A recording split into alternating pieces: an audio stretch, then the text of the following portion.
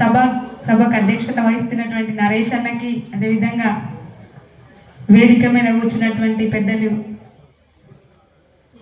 నాకు తండ్రి సమానమైనటువంటి మందకృష్ణన్నకి, అదేవిధంగా అంటే నాకు చిన్నప్పటి నుంచి దాదాపు 2006-07 అనుకుంటా బోధన్, మా నిజామాబాద్ జిల్లా మాది బోధన్, అదేవిధంగా బాల్కొండ, ఆరుమూరు అటువైపు అంబేద్కర్ విగ్రహావిష్కరణ కార్యక్రమాల్లో నేను చాలా చిన్నగా ఉంటుంటే అప్పుడు సార్ వస్తుంటే వెళ్ళేదాన్ని. అప్పటి నుంచి నాకు సారు అని పిలవడం అలవాటు.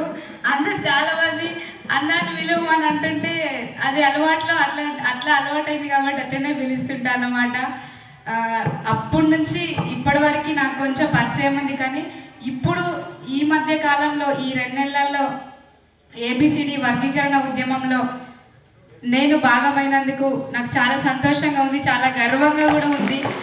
ఎందుకంటే నాకున్న ఆయుధం ఒకటి, నాకు వచ్చింది ఒక పాటనే కాబట్టి నా వంతు మద్దతుగా ఉండాలని మిట్టపల్లి సురేందర్ అన్న, ఏపూరు సోమన్న వీళ్ళందరూ కూడా అందరు పిలిచినప్పుడు ఖచ్చితంగా వస్తాను అని చెప్పి, నేను ఉద్యోగంలో ఉండి కూడా చాలా మంది వస్తారో రారో అని, నేను ఇప్పుడు ప్రజెంట్ సాంస్కృతిక సారథి ఉద్యోగిని, ఉద్యోగంలో ఉండి కూడా వస్తారా రారా అని డౌట్గా ఉన్నప్పుడు కూడా ఒకటే అనుకున్నాం, మేము తెలంగాణ రాష్ట్రం కోసం కొట్లాడినప్పుడు తెలంగాణ రాష్ట్రం వస్తుంది, తెలంగాణ రాష్ట్ర ప్రభుత్వం వస్తుంది, మన గవర్నమెంట్ వస్తుంది, మాకు ఉద్యోగాలు ఇస్తుంది అనే ఉద్దేశంతోనైతే ఉద్యమంలో పాల్గొనలేదు.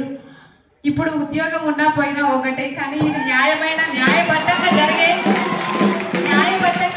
ఉద్యమం కాబట్టి ఖచ్చితంగా నా వంతు పాత్ర కూడా ఇందులో ఉండాలనే ఉద్దేశంతో నేను అన్న వాళ్ళతో అందరితో కలిసి తిరగడం జరిగింది.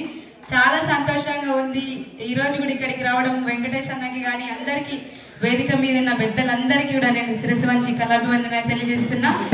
మీ అందరికి ఇందాక నరేష్ అన్న చెప్పినట్టు చాలా మందికి నా పాట యూట్యూబ్లో తెలుసు కావచ్చు, రేలాపర్ నుంచి. కానీ దర్వేలన్న మంచి పాట నాతో పాడించిండు, అందరికీ తెలుసు. అసలు ఆ పాట చిన్న బిట్ రిలీజ్ చేసిన తర్వాత కూడా అందరు దాన్ని సొంతంగా ఓన్ చేసుకున్నారు. నిజంగా నాకు చాలా హ్యాపీగా అనిపించింది అన్న. ఎందుకంటే ఎవరైనా ఫోన్ చేస్తే ఆ పాట చూసిన వాళ్ళందరూ చెప్పు గంగా మాదిగా పట్టే అని పిలుస్తున్నాను.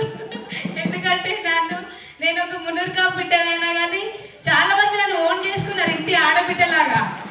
అంత గొప్ప పాటని ఆదరించడం మీ అందరికీ కూడా మనస్ఫూర్తిగా ధన్యవాదాలు తెలియజేసుకుంటూ ఒకసారి